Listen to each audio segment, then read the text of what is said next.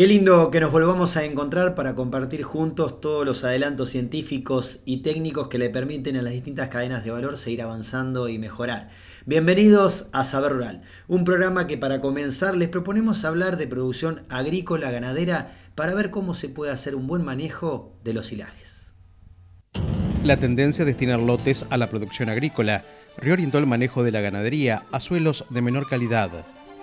Frente a esa realidad, los productores ganaderos buscaron estrategias productivas que mantuvieran eficientes a sus empresas.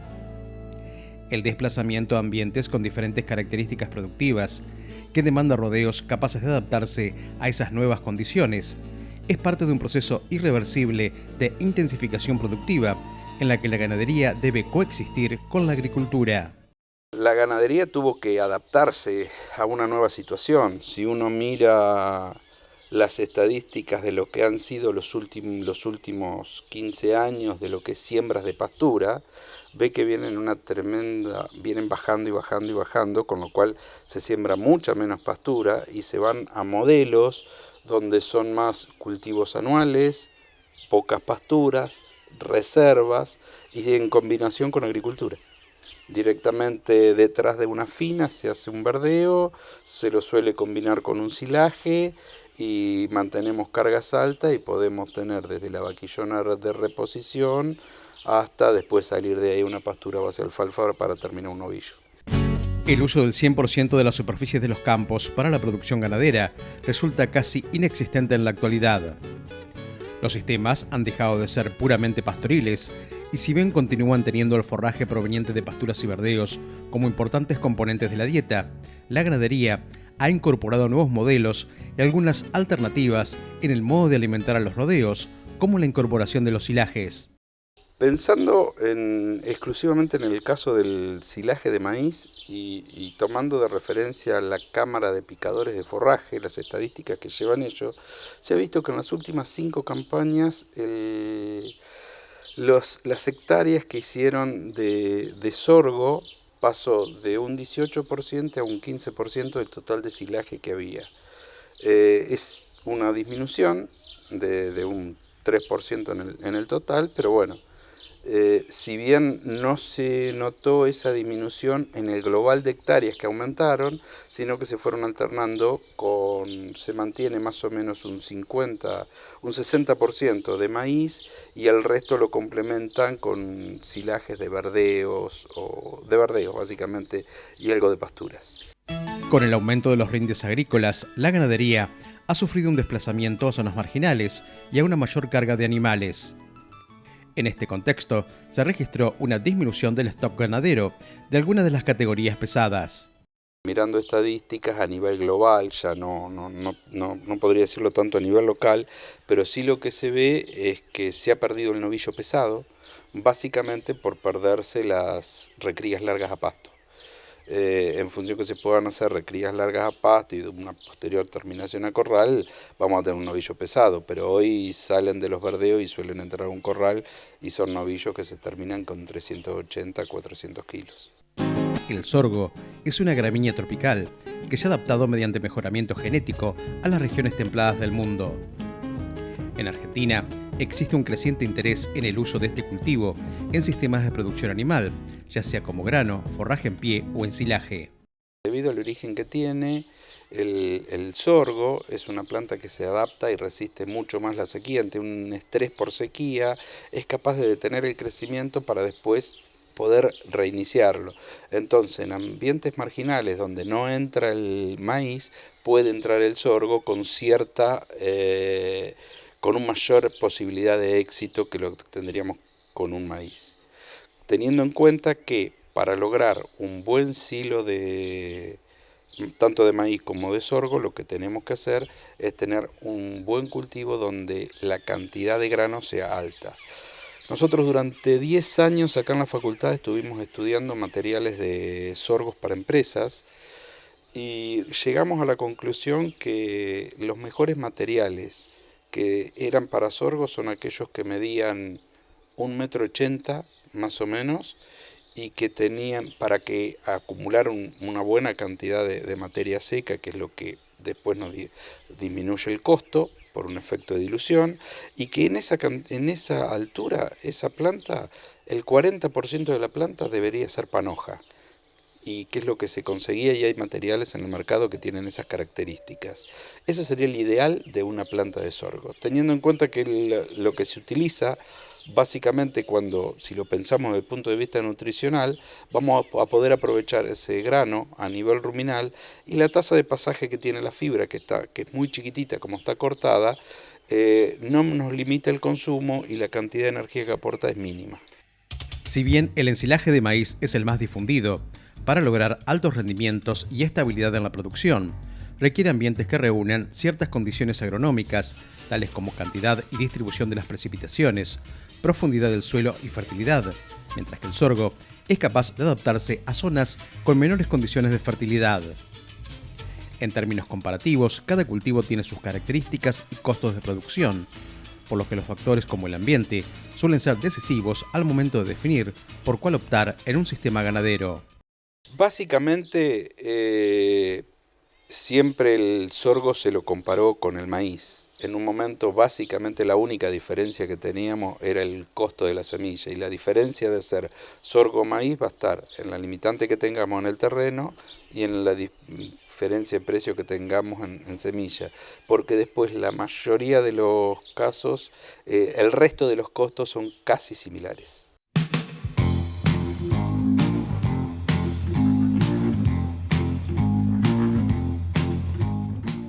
Después de ver cómo se puede optimizar el manejo agrícola-ganadero, queremos agradecerle a los referentes de la Facultad de Agronomía de la UNICEN por su constante aporte en conocimientos.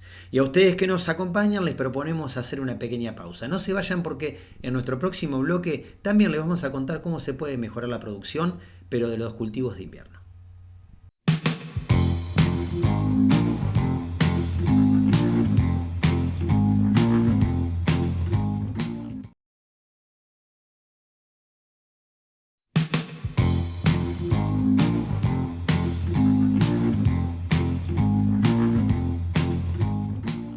A través de una entrevista remota les proponemos ver cómo se puede mejorar el manejo de los cultivos de invierno mediante el uso de modelos de simulación agronómica. Entramos en tema y vamos a la nota. Los adelantos genéticos y los nuevos materiales están ofreciendo cultivos de alta producción, con mayor variedad de ciclos que permiten realizar un manejo más preciso para diferentes ambientes y objetivos productivos. Con estos avances, el manejo debe ser planificado desde el momento de la implantación. En términos generales, el primer punto, como cualquier cultivo, y los cultivos de invierno no escapan a ese criterio, es ver la adaptación de ese cultivo, y en particular de esos cultivares, al ciclo productivo que tiene cada una de las regiones. Por eso, el primer punto que un productor, un asesor, un técnico tiene que observar es cómo encaja la longitud de ese cultivar en esa zona en particular, o con los datos climáticos de esa zona en particular. Y principalmente algunos aspectos claves en los cultivos de invierno, como es la ocurrencia del periodo libre de heladas, y en particular de la ocurrencia de la última helada en el periodo más sensible del cultivo, que es el momento cercano a la floración. Todo ese periodo que va de vaina engrosada a los primeros días del llenado de grano, es decir, unos días después de la floración del cultivo, es crítico, porque si cae una helada allí, el cultivo se pierde completamente. Y en cuanto a los ciclos en el manejo, ¿qué es lo importante a saber? Bueno, es muy importante, primero, como dije antes, saber cómo encajan los ciclos en función de los periodos libres de heladas, principalmente en los cultivos de invierno, y luego la estrategia que uno tiene empresarialmente para sembrarlos. Nosotros sabemos que en el caso de trigo tenemos ciclos cortos, intermedios y largos. En el caso de los cultivos como cebada, en general, todos tienen un ciclo muy parecido, son intermedias, las cebadas cerveceras que hay en la Argentina especialmente. Pero en el caso de trigo tenemos ciclos cortos, intermedios y largos. A medida que disparamos esa siembra tempranamente y uno toma esa decisión, vamos a poner un ejemplo concreto, porque el momento de siembra obviamente varía desde el sudeste de Buenos Aires o desde el norte de Patagonia hasta el noreste o noroeste de Argentina, indudablemente. Entonces, en el sur, cuando empezamos a sembrar los cultivos, podemos arrancar con ciclos bien largos, muchos de ellos que tengan requerimientos de horas de frío, vernalización la llamamos, y entonces esos ciclos van a durar mucho. Y luego van a florecer en un momento libre de heladas. En la medida que se atrasa la fecha de siembra en ese mismo sitio, tengo que ir a ciclos más cortos, porque si no, ese momento de la floración me ocurre en un periodo desfavorable, donde probablemente el riesgo de helada, como se atrasa la floración, ya es menor, pero entro en un periodo de altas temperaturas en el llenado de grano que denominamos riesgo de golpe de calor. Entonces lo que tengo que evitar son dos incidencias climáticas, que es el riesgo de helada en la floración y el riesgo del golpe de calor durante el llenado de granos, algo que nos pasó en la campaña anterior muy claramente, que hemos tenido al inicio del llenado de granos cerca de 35 o 36 grados, que no es habitual. Los golpes de calor se consideran por encima de 32 grados de temperatura. Eso en cuanto a una zona. Arranco con los largos y voy siguiendo en mi secuencia de siembra con los intermedios y los cortos. En la medida que me voy hacia latitudes más hacia el norte de Argentina, ya no puedo pensar en cultivares con altos requerimientos de horas de frío porque no lo van a cumplir. Entonces tengo que pensar, en la medida que me voy por encima de latitudes del litoral para arriba, zona de Entre Ríos o norte de Córdoba y demás, ciclos intermedios y cortos que no tengan esos requerimientos de frío.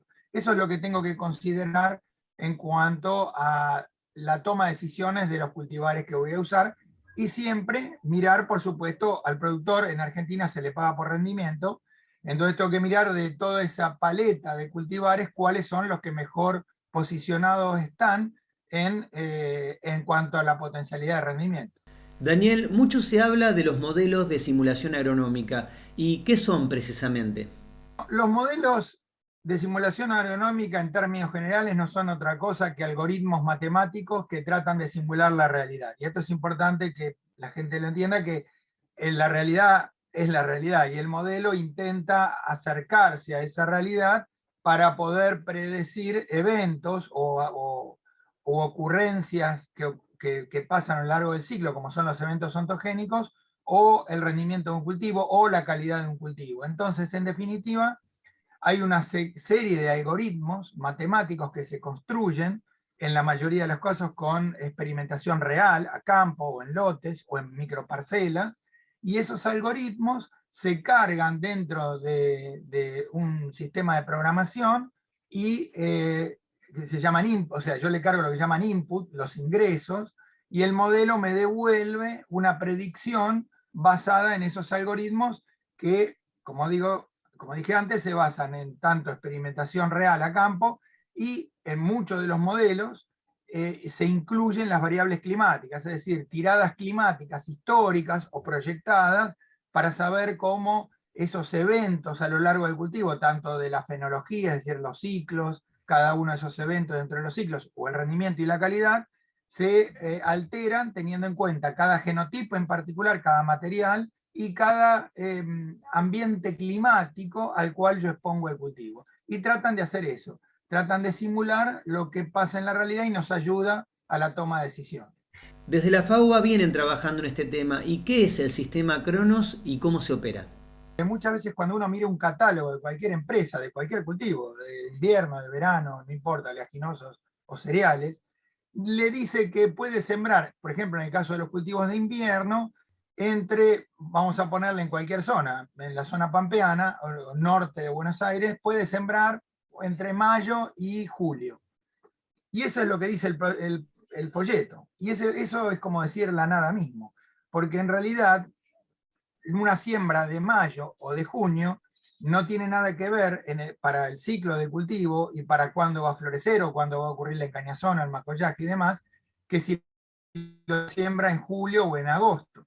Entonces lo que hicimos nosotros fue cuantificar esos eventos y ponerle números para que el productor, el técnico o el asesor o un estudiante pueda saber exactamente, eligiendo una variedad determinada, un lugar determinado de la Argentina o de países limítrofes, y con una determinada fecha de siembra, cuándo va a ocurrir cada evento, cuándo va a empezar a encañar, cuándo va a espigar, cuándo va a florecer y cuándo va a llegar a cosecha ese cultivo. Lo que hicimos fue generar una serie de experimentación a campo con muchos materiales y luego con esos experimentos generamos algoritmos matemáticos. Y esos algoritmos matemáticos los cruzamos con series históricas de más de 30 años de datos climáticos.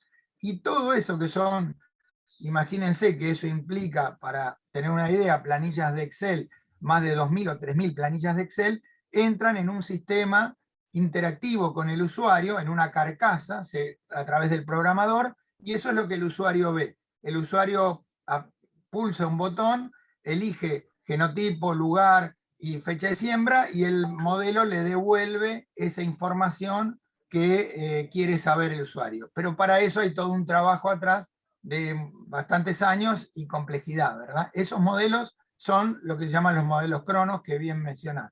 Se me ocurre que es un trabajo que demanda actualización permanente y en ese sentido, ¿cuántos cultivos contempla en este momento el sistema Cronos? Tenemos varios modelos, y seguimos construyéndolos, pero hoy tenemos el modelo Cronos para trigo, el modelo Cronos para cebada, el modelo Cronos para soja, y por supuesto dentro de trigo tenemos trigos candiales, trigo fideos o trigo pan, y allí tenemos alrededor de cerca de 50 genotipos de trigo puestos, o cultivares de trigo puestos en el modelo, tanto de candiales como de trigo pan, y en el caso de cebada tenemos alrededor de 11 materiales cerveceros, unos 5 forrajeros y otros 5 sileros. Y en el caso de soja tenemos también cerca de casi 30 y pico de materiales o más, agrupados por grupo con nombre y apellido, por supuesto, y por grupo de madurez. Y eso es lo que está cargado en el modelo, y vos me preguntabas la actualización. Nosotros cada 2 años, como el mercado se va renovando de materiales, vamos haciendo esos experimentos que mencioné anteriormente y vamos introduciendo en el modelo los nuevos materiales. Todo esto desde nuestro rol como entidad oficial, por supuesto, estatal, y apoyados por muchas empresas del sector privado, porque esto lo hacemos en conjunto con el ámbito estatal, como es el INTA, la Facultad de Agronomía, el CONICET, y también con empresas del sector privado que apoyan este proyecto que tiene interés para ello.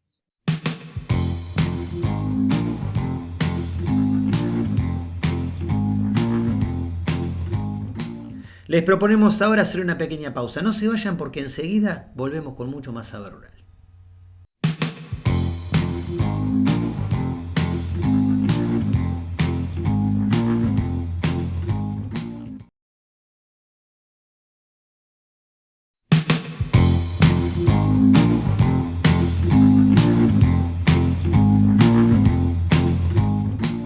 Identificar los motivos que pueden generar fallas entre el tacto y el parto es fundamental para la producción ganadera. Y aquí en Saber Rural, a través del siguiente informe, les contamos cómo se lo puede hacer.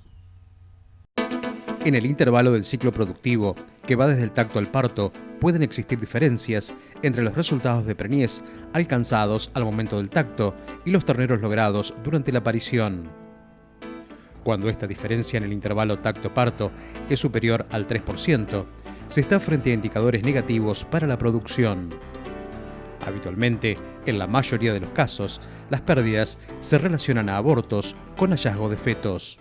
Es muy difícil dar un número que generalice y que abarque a todos los productores, pero nos encontramos, podríamos poner como números a cumplir o números objetivos, alrededor de un 3% de merma, 2,5 a 3% de merma tacto-parto, que sería uno de los periodos que evaluamos desde que la vaca queda preñada y que el objetivo final es destetar un ternero. Es decir, muchas veces en general nos encontramos con el porcentaje de preñez, otras veces nos encontramos con el porcentaje de destete, y ahí hay una diferencia importante entre porcentaje de preñez y porcentaje de destete, que no sabemos en qué momento se pierden esos terneros, o esos posibles terneros.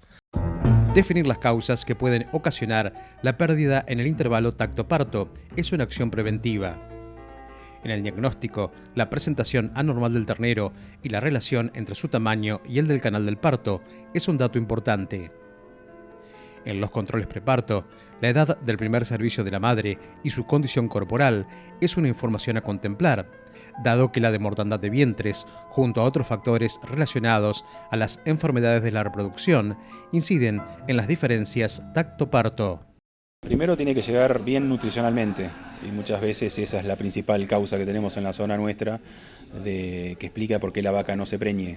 Y es algo a veces que a los productores les cuesta ver y tratan de muchas veces buscar la explicación por otro lado, pero muchas veces son cuestiones de manejo que hace que la vaca no se preñe. Dejando de lado después la parte de enfermedades que puede llegar a tener el toro o las vacas algún año en particular que expliquen ya sea que la vaca no se preñe o que la vaca no pare un ternero normalmente.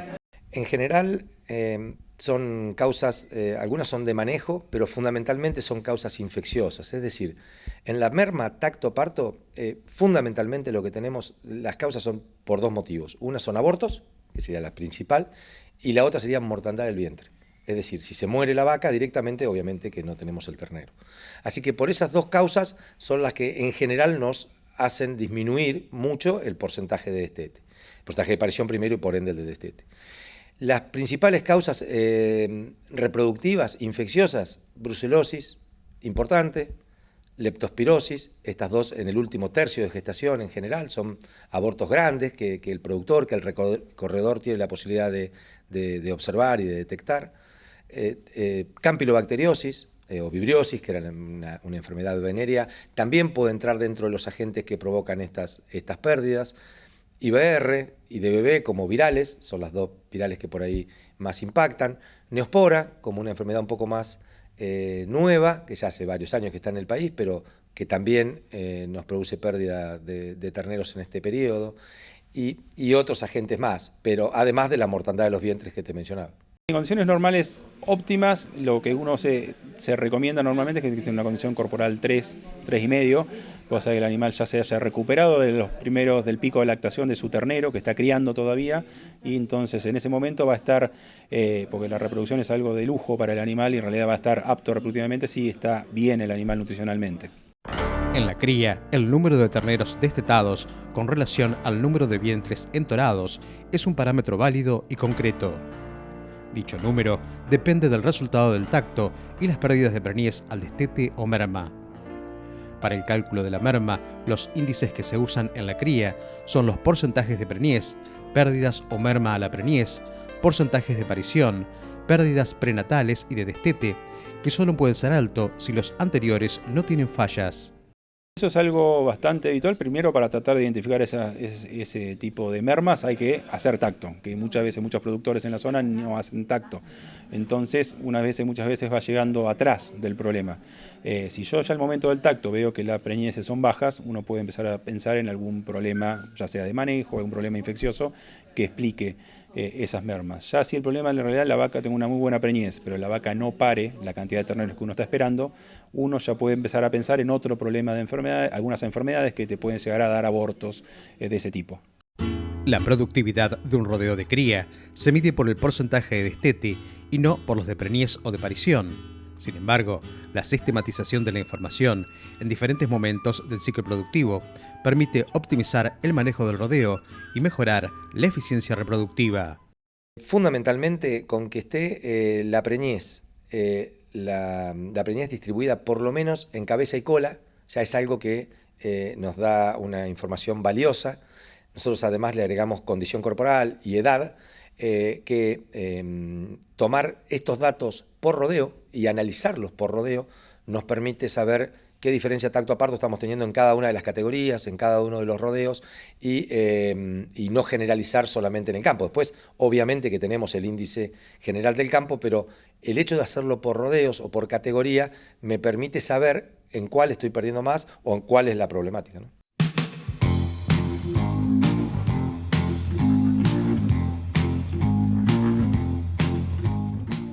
Amigos del campo, de esta manera llegamos al final del programa.